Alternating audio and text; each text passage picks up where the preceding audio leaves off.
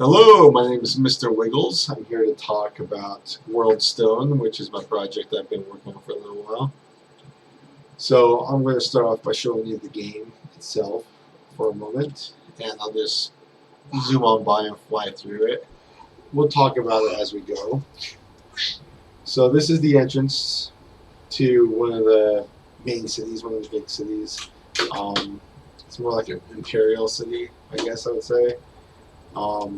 I'll do a quick fly, that way it's not too slow. I know it's not leveled. I need to level it out and make sure it's straight and everything. But this is kind of like just the entranceway to like the main palace.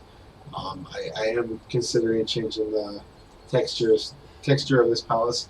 This is not my asset, so this is a prefab that does not belong to me. I didn't make it, but it is free rights of use, so that's why I'm saying it's not mine. So it's called the Sun Temple, so credit out to the guy who made that. It is a beautiful temple, really it is. There are a few other assets. I do need to add lighting to this. It doesn't have very good lighting. So this is like pretty much the generic land that it's the land that I set up, but it doesn't have very many features to it right now. I don't really have too much going on with the area. I'm still working on it. I was trying something different with the landscape over here. I'm going to get rid of that. I was trying with the glass here. It's actually crystal. I was going to create it and make it look like make it look like a crystal castle in a sense.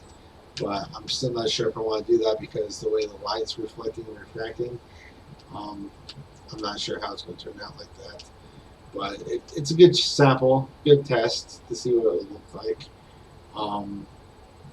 So this is kind of the main city area, one of the cities. This is actually the Imperial City. The main city would be over here where the World Stone is. So around the World Stone, so this is the World Stone. The story's going to revolve around this. So this is the World Stone, and this is the area that's going to have a city kind of just wrapping around it, all around it, because the World Stone is the source of life. And of course, that's where the stories and the lore is going to wrap around that. There's going to be different factions, different classes. I don't want to say factions, more just like I guess different races. You know, factions, races. Generally the same thing in a sense. This is going to be the Dwarven stronghold, which I want to make a city. I might build into this, behind this, or I might just make it where you click to enter. Either way, I do want to build a city inside the mountain, so that way, you know, it represents the dwarves, who they really are. They're earth dwellers. They like to stay in the mountain. So this is the kind of pretty much the terrain. It's right now I haven't really worked on too much about it at the moment. Just trying to make it look a little bit cleaner. Put like a little patio thing here. I was trying to connect for a second, but right now this is just a standard world as it is. The main reason I brought you guys into this is to talk about World Stone first. As I keep developing this, I'll keep showing videos to further progress into it. I'm going to set up the monster system with the itemization as well. So let's talk about World Stone as a whole. World Stone is going to be an MMO that I am trying to get kickstarted at the moment. To go forward on that, I'd like, you know, of course I need to have backing, so I want to show the progress of the development as I go through it. And I'm going to show the process of the itemization. I want to talk about the economy and what really sets this game apart from what other games are currently out there. There's a lot of MMOs out there that follow the same standard as every one of the other ones out there. You know what I mean? So there's that trifecta of healer, tank, DPS, which I really want to eliminate. I want to eliminate tab targeting. Tab targeting it's a plague. I think it's a plague when it comes down to MMOs. It's set as a standard default, and I think we need to get away from that. So I'm trying to do action combat, possibly hybrid with tab targeting, but most of the skills that are damaging will be all action combat skills. So skill shots.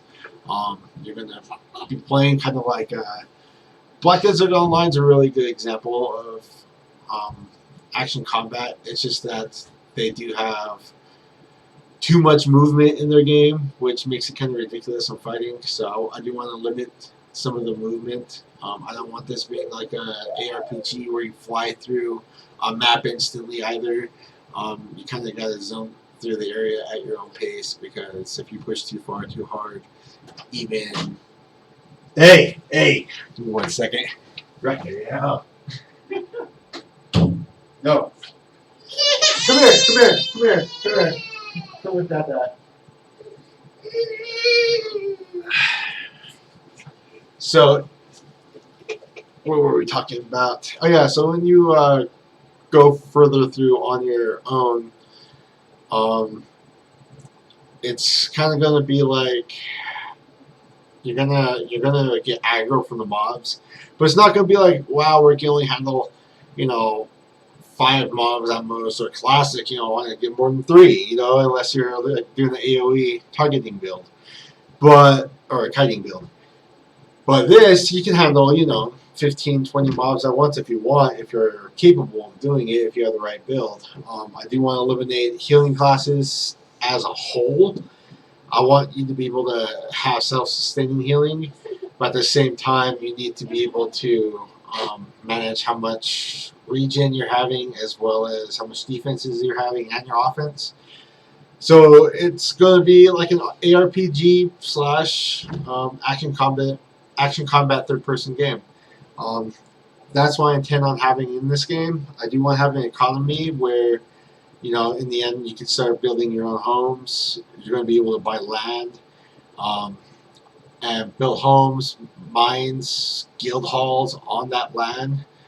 And eventually, I do want to make it where you can have, I don't want to say real money auction house, but you will be able to go into trading communities and put up your items for sale or your loot for sale. Because say you put 8 hours a day in this game, if you're streaming the game, I want you to be able to earn money from doing that. There will be limits on what or how much you can put a price tag on something for, possibly.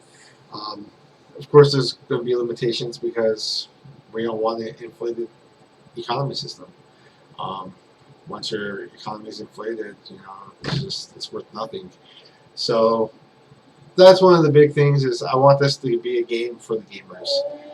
And to do that, I really need your help on helping me back this. So as we go through, we'll talk about the game.